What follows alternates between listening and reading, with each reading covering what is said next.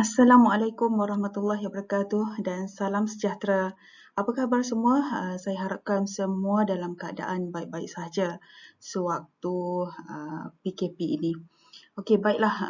Pada hari ini ingin saya kongsikan tentang aspek yang berkaitan apa yang perlu kita buat saat kita hampir berputus asa. Itulah tajuk yang ingin kita sama-sama renungi pada hari ini dan semoga ia akan dapat sedikit sebanyak memberi manfaat kepada para pendengar dan individu yang melihat slide ini. Baiklah, pada sidang hadirin dan juga para pelajar yang melihat slide video ini dan juga para ibu bapa ataupun sesiapa sahaja yang melihat paparan video ini, dalam kehidupan kita, kita tidak boleh lari daripada pelbagai ujian dan cabaran. Ujian dan cabaran itu ada kalanya akan menguji jiwa dan juga mental kita, menguji tahap rohani kita dan juga boleh jadi pelbagai cabaran dan ujian juga boleh meningkatkan darjat kehidupan kita. Malah dengan cabaran dan ujian juga akan memperbetulkan semula kehidupan kita sebagai orang ataupun manusia yang mempunyai matlamat hidup. Baiklah, apa yang perlu kita lakukan saat kita hampir berputus asa dalam usaha dan juga pengorbanan dalam kehidupan ini? Pastinya kita akan berasa lelah, penat, stres dan sebagainya. Yang pertama, apa yang perlu kita lakukan adalah dengan cara bertenang. Saya ingin kongsikan orang yang bertenang pasti akan menang. Kerana ada pepatah yang mengatakan orang yang menang belum tentu rasa tenang. Tapi kalau kita boleh bertenang, sudah pasti kita akan menang. Pelbagai cara dengan kita mengingat kembali apa yang telah kita usahakan dan tidak tercapai, kita hampir berputus asa. Perkara pertama yang kita lakukan adalah perlu bertenang. Kita perlu tenangkan diri sendiri, perlu tenangkan hati, perlu tenangkan fikiran, perlu tenangkan seluruh emosi kita dan juga rohani kita. Bertenang itu bergantung pada individu.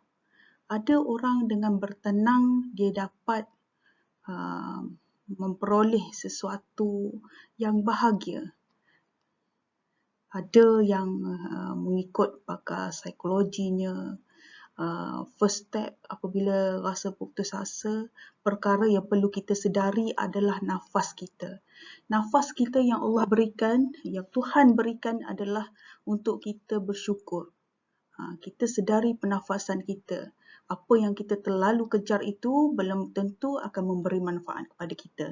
Sebaliknya, jika kita tak dapat apa yang kita usahakan itu, saat kita rasa hampir berputus asa, maka bertenanglah. Tarik nafas, sedari pernafasan dan lakukan sekerap yang mungkin. Atau dengan perkataan lain, kita melakukan deep breathing. Deep breathing ini lakukan sekerap yang mungkin. Ia akan membantu menyedarkan kita.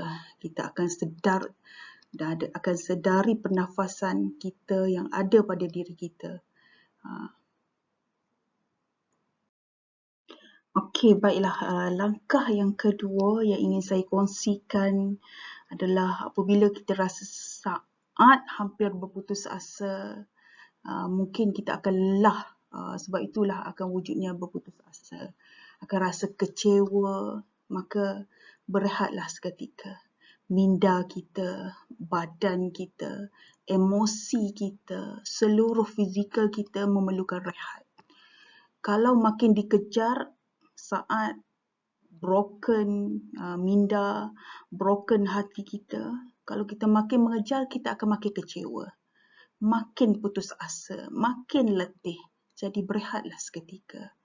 Sayangi diri, jangan terlalu mengejar bahawa kita akan dapat apa yang kita nak kejar. Tak semestinya begitu. Maka badan kita juga mempunyai tahap untuk berehat. Ada tahap yang perlukan, ada limitasi. Bahasa mudahnya bahawa badan kita, emosi kita mempunyai limitasi. Maka berehatlah. Ada orang yang bila terlalu penat, letih, dah rasa nak down lah, mereka akan, ada orang dengan cara tidur, berehat, rebahkan badan pada tilam, berehat. Ada orang merawat diri dengan cara mandi. Mandi pun boleh jadi rawatan. Mandi dengan ais untuk melegakan tubuh badan yang penat. Jadi badan kita, emosi kita memerlukan kesegaran. Sesuatu benda yang segar. Bila letih, kecewa, penat, perlu masukkan elemen-elemen kesegaran yang lain. Tapi percayalah, dengan berehat seketika sambil mengingati Allah, sambil mengingati Tuhan, termasuklah agama apa sekalipun, kita akan dapat mengembalikan dan mengembalikan kesegaran dan mengurangkan rasa hampir berputus asa. Sebagai seorang Islam, saat kita hampir berputus asa, perbanyakkanlah solat. Kerana melalui solat, ia dapat memperbaiki, dapat merawat hati kita. Merawat hati kita untuk kembali kepada Allah Subhanahu Wa Taala. Dan bila kita solat, kita menyerahkan diri kita kepada Allah. Kita sebagai hamba menyerahkan diri sebagai hamba yang tidak ada apa-apa. Kita hanya mampu berusaha dan kita rawatlah diri dengan cara solat, perbanyakkan solat. Perbanyakkan solat bermakna selain kita buat solat kewajipan kita 5 waktu, kita kukuhkan, perbetulkan solat dan juga tambahkan solat-solat sunat yang lain. Maknanya di sebalik hampir berputus asa tu, kita cari Allah. Tapi tak semestinya saat kita berputus asa sahaja kita mencari Allah. Masa kita senang, masa kita susah, apatah lagi. Kebiasaan orang mencari Allah apabila saat sukar. Tetapi begitu jarang sekali orang mencari Allah saat dia memiliki segala-galanya. Maka saat hampir berputus asa, perbanyakkanlah solat. Perbanyakkan. Maka dengan hati mendekatkan diri kepada Allah, hati kita akan tenang dan tidak terlalu memikirkan tentang kekecewaan kita untuk mendapatkan sesuatu yang kita tak pasti kita akan capai ataupun tidak. Kerana yang memastikan, yang menentukan apa yang kita dapat itu adalah Allah Subhanahu Wa Taala. Saat kita hampir berputus asa, maka ada perkara yang perlu kita pasakkan dalam diri kita, iaitu yakin dan sabar. Yakin maknanya kita akan yakin setelah kita berusaha, kita tidak perlu kekecewaan yang melampau. Kerana Allah itu maha merancang, maha mentakdirkan sesuatu perkara sama ada baik ataupun buruk. Yang penting kita sebagai manusia, biasa kita pastinya perlu berusaha. Baiklah, ini saya kongsikan juga doa yang biasa yang kita dengar, doa yang mengubat hati kita yang ada dalam maksurat bacaan pagi dan petang, iaitu Allahumma inni a'udzubika minal hammi wal hazan wa a'udzubika minal ajzi wal kasal wa a'udzubika minal jubni wal bukhli wa a'udzubika min ghalabatid daini wa qahrir rijal. Sekali lagi, Allahumma inni a'udzubika minal hammi wal hazan wa a'udzubika minal ajzi wal kasal wa a'udzubika minal jubni wal bukhli wa a'udzubika min ghalabatid daini wa qahrir rajal. Rajal atau rijal samalah. Okey, baiklah. Satu perkara lagi yang Allah cintai iaitu manusia yang bersabar. Allah bersama dengan orang-orang yang sabar. Dan surah Al-Baqarah ayat 153 pun ada. Allah kasih terhadap orang yang sabar. Allah menyebut berita gembira kepada orang-orang yang sabar. Allah menjamin pembalasan terhadap sesuatu kesabaran yang kita pasakkan dalam diri. Dan Allah memberi pahala dalam kesabaran diri kita. Maka perbanyakkanlah sabar, bertenang, yakin dan menyerahkan segala urusan kita kepada Allah. Kita perlu yakin bahawa saat kita kecewa, nak putus asa, hampir berputus asa, bacalah ayat tersebut, bacalah doa tersebut yang telah saya kongsikan. Dan kita perlu yakin juga tidak ada yang lebih sayang, lebih menyayangi hamba-Nya iaitu Allah. Tiada yang paling mengetahui kegelisahan, kegundahan, kekecewaan, hampir berputus asa. Tiada siapa, makhluk sesama kita pun belum tentu akan memahami kita, melainkan yang benar-benar faham, tahu tentang diri kita adalah Allah Subhanahu Wa Taala. Tiada yang siapa pun yang boleh menghilangkan kesusahan, kesulitan. Kalau kita kongsi dengan orang atau mengadu, ia tidak kekal lama. Sebaliknya, ia adalah hanya sementara. Perkara yang paling terbaik adalah kita hanya mengadu kepada Allah SWT. Semasa kita berdoa, berceritalah walau apa bahasa pun kepada Tuhan, Allah pasti memahami setiap doa-doa kita. Baiklah, tadi telah saya kongsikan antara doa yang boleh dilakukan kan. Dekat pada paparan slide ni juga kita perlu berzikir. Berzikir ni maknanya contohnya ada orang beristighfar. Istighfar banyak kali tak tenang lagi. Apa yang perlu dilakukan adalah cuba kalian fahami ayat yang saya ingin kongsikan ini. Zikir atas zikir. Maknanya istighfar atas istighfar. Selagi belum tenang, selagi itulah kita menambahkan dan tambahkan istighfar ataupun zikir kita. Sehinggalah kemuncaknya kita akan jumpa titik tersebut. Titik apa? Itu titik ketenangan. Baiklah, saya ingin kongsikan juga dalam ayat yang dalam ayat Al-Quran pun ada katakan bahawa yang menjadikan mati dan hidup supaya dia, iaitu Allah, nak menguji kita, untuk menguji kamu. Siapa antara kamu yang lebih baik? Lebih baik dari segi amalannya, dan dia lah yang maha perkasa lagi maha pengampun. Iaitu ayat itu, iaitu Allazi khalaqal mauta wal hayata liyabluwakum ayyukum ahsanu amala wa huwal azizul ghafur. Itu ayat surah Al-Mulk. Maka perbanyakkanlah zikir dan berdoa. Perbanyaklah sehingga zikir sehingga satu kemuncak hati dan jiwa kita akan tenang. Seterusnya pada paparan slide ini, saat kita hampir berputus asa, what we need to do adalah kita mencari sahabat ataupun sekeliling kita yang baik.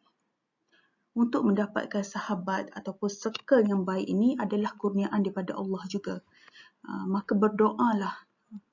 Akan ada pertolongan yang Allah akan hantarkan untuk mengingatkan kita, untuk menasihati kita. Cari sahabat yang mengingatkan bukan pada hal-hal kebendaan. Cari sahabat kepada yang mengingatkan kita tentang Allah Subhanahu Wa Taala.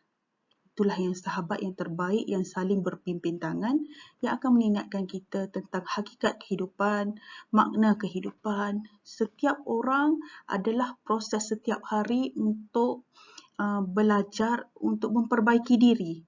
Bukannya bermakna orang yang menasihati itu adalah orang yang terbaik Tetapi orang yang menasihati itu juga sebenarnya sedang mujahadah, sedang mengingati diri, maka dia perkukuhkan diri dia untuk mengingatkan diri dia dengan menasihati ataupun mengingatkan pada orang lain. Tetapi orang yang mengingatkan itu juga perlulah sentiasa memperbetulkan diri, termasuklah saya yang berkongsi ini. Maknanya kita cari sahabat yang baik. Sahabat yang baik itu adalah anugerah Allah. Saat kita hampir down, dia akan mengingatkan kita sabar bahawa ini adalah ujian Allah. Saat kita hampir berputus asa, kita lelah, sabar. Sabar itu tidak mudah, tapi adanya sahabat yang mengingatkan kembali tentang hal-hal keindahan yang akan diperolehi setelah kita bersabar, itu adalah satu nikmat yang baik, adalah satu perkara yang baik untuk mengingatkan supaya hati kita kembali segar. Kalau kita ingat kepada Allah, ingat akan ujian dan cabaran, maka kita tak mudah untuk berputus asa. Putus asa, down itu lumrah kita sebagai kehidupan manusia.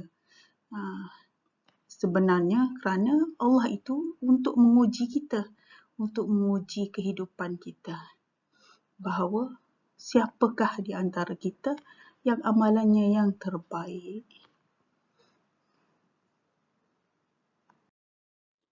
Seterusnya, apabila saat hampir berputus asa, maka cepat-cepatlah kita berfikir ataupun bersangka baik.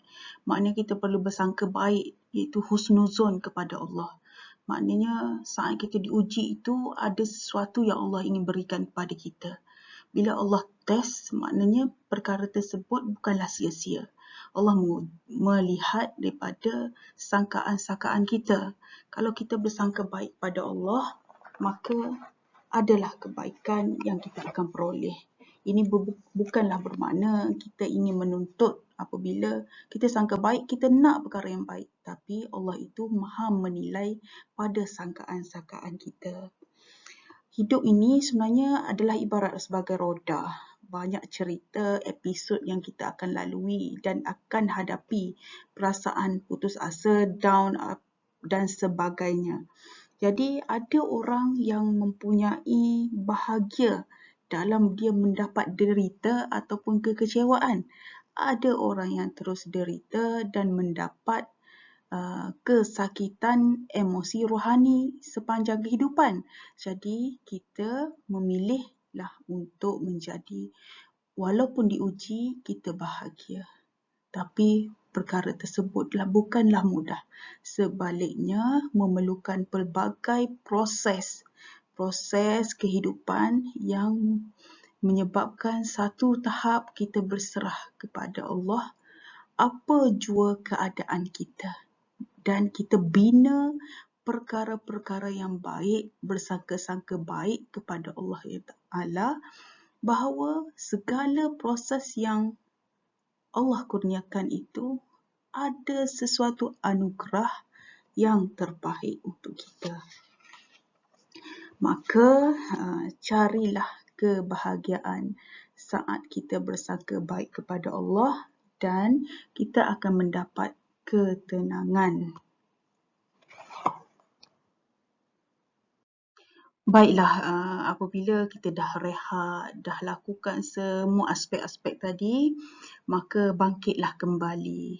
Atau dengan erti perkataan lain, move on dengan merangka strategi baru yang lebih relevan.